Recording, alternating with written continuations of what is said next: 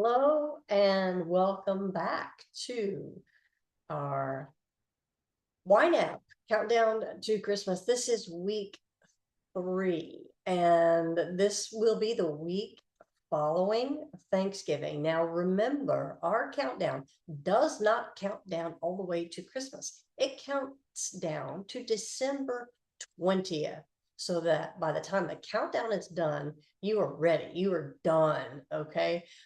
We don't want to run things up to the last minute. We don't want to be so stressed and pressed for time that we're getting things done so close to when we're trying to slow down and enjoy the holiday.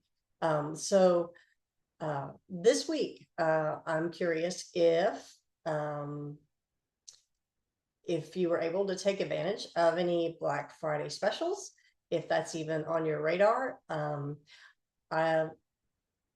Depending on how your approach to holiday shopping and purchases looks, will determine whether or not that is a thing for you. I've noticed that merchants have now made it Black Friday week or Black Friday month, so that you can start as early as you choose, and you can still find great specials, sales, bargains, and offers.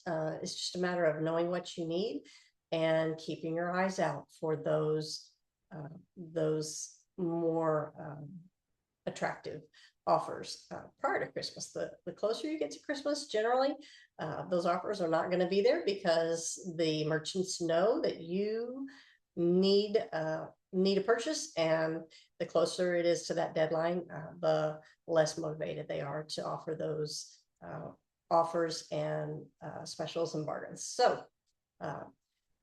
if you are starting your shopping this week, keep at it.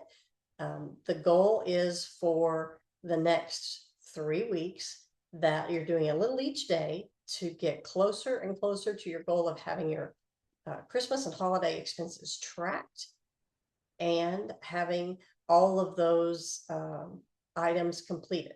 So for those of you who may be new, for those of you who, when I say YNAB, wonder what the heck I'm talking about, YNAB stands for You Need a Budget, and it is a financial platform that allows you to track your finances in a very discreet, accurate way, without a great deal of investment of time. So let's take a moment, and I will just hop over to YNAB and show you what you can use. You can use YNAB simply for a Christmas spending plan in and of itself.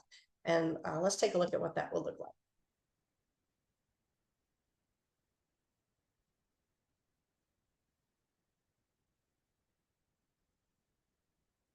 So here we have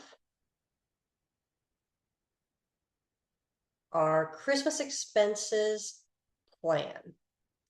And what this looks like is this is a YNAB on a web app, and this is our spending plan. And we have 3 category groups. We have family, where we can log our gift giving and expenditures for family, friends, and then we also have a food and entertainment area as well. How much are we spending on food for Christmas and Thanksgiving? How much are we spending on events and entertainment? I don't know if y'all can see all of that with the little Zoom thing in the way, but be that as it may, we're going to take a look at that. And so all this is going to do is you're going to decide in advance how much expenditure goes where, and take a look at your resources, and take a look at whom you're planning to provide gifts and things to. What sort of food obligations do you have? Are you hosting or not? And all of that goes in here, so that when you go to the grocery store or the department store, or go online and make a purchase, you're going to log these in here just like this. Let's do one real quick here. Thanksgiving and Christmas spending, and say we went back to HEB, which is our grocery store here in Texas. and we spent all the funds for our Thanksgiving dinner.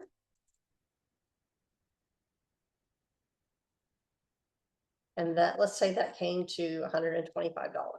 When you do that, it's going to add it into your spending plan, take it out of that spending area. So when you look here under food, you've spent $125 out of $350 that you set aside.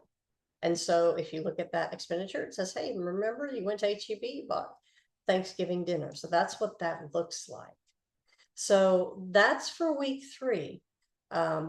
What you're doing is just continuing to track your expenses, continuing to make the purchases you need to, track them, and just going along a little bit every day so that by the end of the 3 weeks, you have completed the tasks to be ready for gift giving, for entertaining, for those holiday events that you want to go to. Those are in the spending plan as well.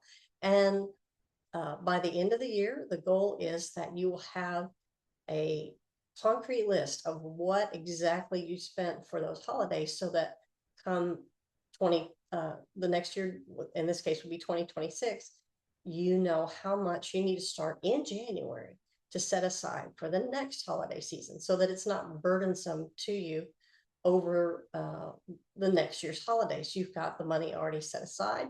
You've got a plan. You have a fair idea of what those expenditures are going to be.